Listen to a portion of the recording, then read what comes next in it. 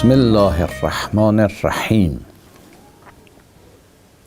Ve meseluhum fil incil kezzer'in ahrece şet'ehu feazerahu.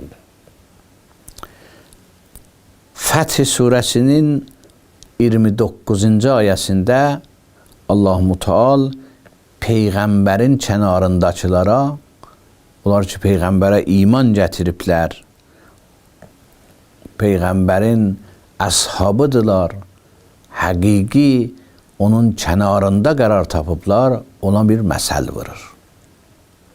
Məsəl ilə izah edir. Peyğəmbərin kənarında olmaq nə cür olmalıdır? Buyurur, bunlar kəzər'in, bir bitkiyə oxşayırlar. Ki, bitki əvvəl torpağın altında olar. Sonra yavaş-yavaş torpaqdan çıxar, düzərər. Sonra yavaş-yavaş möhkəmləşər, öz üzərində dayanar. Elə öz üzərində dayanar ki, əkinçi də təəccüb edər. Bu dənə ki, torpaq altındaydı, nə cür gəldin öz üzərində dayanıbdı. Və bundan kafirlər də qəzəbə gələrlər ki, bu nə cür öz üzərində dayandı. Daha bunu allatmaq olmaz, daha bunu çaşdırmaq olmaz.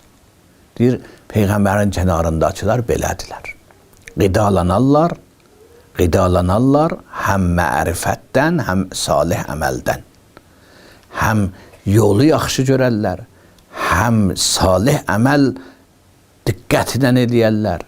Vaxtı insan həm gözü möhkəmləşdi, yolu yaxşı gördü. Həm əl-ayağı möhkəmləşdi, salih əməl görməyə iradələndi. Bu o bitkiyə oxşayır ki, öz üzərində daha dayandı.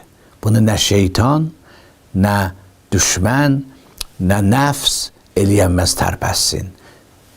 Və bilənsi bir adamlar, onlar ki, istəyirdilər Peyğəmbərin dini aradan geçsin, bunları qəzəbləndirər.